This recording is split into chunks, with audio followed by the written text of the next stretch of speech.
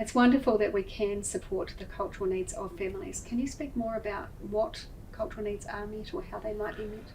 For Māori whānau and for my own whānau myself, it's meeting people kanohi ki te kanohi. Often when you get a phone call, it's quite impersonal. You can't actually read the āhua of that person you're talking to.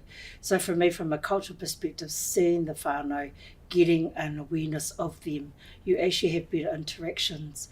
But my clinical whānau that I work with, they're brilliant in the way that they kōrero. And they offer me, often I say, what I offer a clinician to an assessment, no, because it's part of our mahi, that culture will be there as well as our case managers. So when they do come, and my mahi is to make our whānau feel at ease, because not just for Māori, but all ethnicities coming into a cold, sterile environment is very wiwi wawa, is very anxiety driven and anxious. So my mahi is to, first of all, just to calm them and say, hey, we're here to listen, because that's our mahi, is to listen. It's not about what we want. How can we support you and your rangatahi, your babies and your whānau in this environment? Because it is a scary, sterile institution. So let's change it. And more Māori are starting to come back into our service. And whether we like it or not, it's a fact. You see a brown face, it's kia ora, you know. And then you meet our clinicians, and then they get it, actually we work in harmony. It's what we're meant to be, working together as one. So I like that concept. And our whānaus are at ease. You know, people say that when you start with a kariki, it's a prayer. Well, actually it's not. It's taken away that the unknown, the uncertainty of coming into an area or an assessment and feeling okay. And it's about reminding them it's about whānau, and it's about listening, and it's how we can support you. We're not going to get it right all the time, but we do our damnedest to do it. And to wrap around the Māori NGO services or non-Māori NGO services, because a lot of the hara and the pain came from our whānau. So we try and use as many services as we can for our babies. It works out really well. Maria is always part of our MDT team discussions, so even if she doesn't get a chance to interact with that whānau one-on-one, there's that background kind of input from her perspective as well. So that's across both the emergency and the non-emergency teams. And that's the multidisciplinary team. Yes.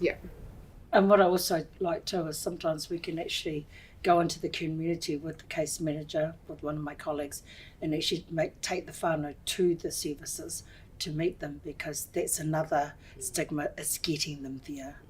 And the one thing I like about our service is, how can we think about petrol, where do they live? Because a lot of services, they just do referrals, but it's about the cost. How many other people in that whānau? So if we can get them there across, that's the first step to meet that service, to find that trust and that faith. Then I've done my job. And then we try and follow up and make sure they engage before we think about discharging. And my team are pretty good. Please hold on to them for another couple of weeks until I know they're engaging or being part of that service.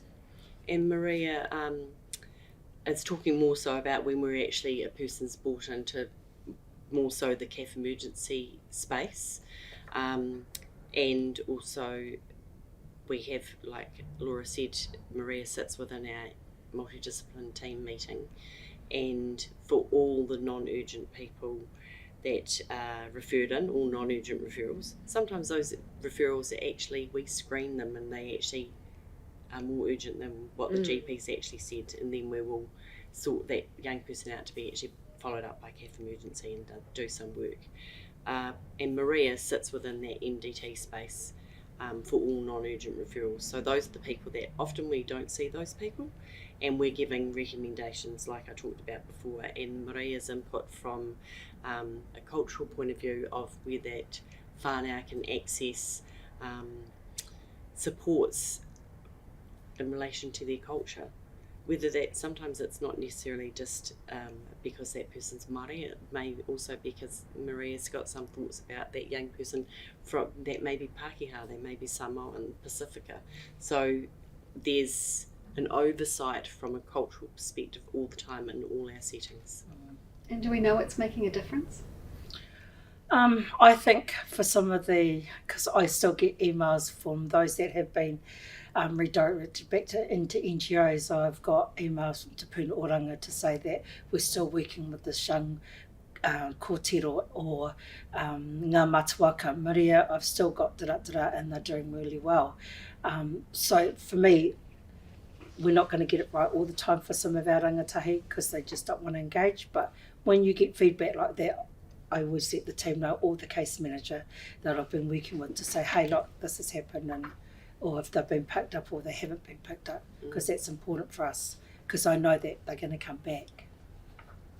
And that's the sad thing. I don't want them to come back. My job is to keep them out of our system as much as we can from a cultural perspective.